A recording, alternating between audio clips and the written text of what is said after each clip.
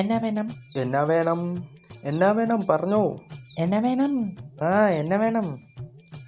ബിലാക്കിയിൽ ഒരിക്കൽ എന്നാ വേണം? എണ്ണോ? എണ്ണ അതോ ഇരിക്കുന്നെണ്ണോ. പൂക്കൾ കണ്ടില്ല. പൂക്കൾ കണ്ടില്ല. ദോ ഇയാളെന്താ പറയുന്നത്? പൂക്കൾ കണ്ടില്ല സേട്ടാ.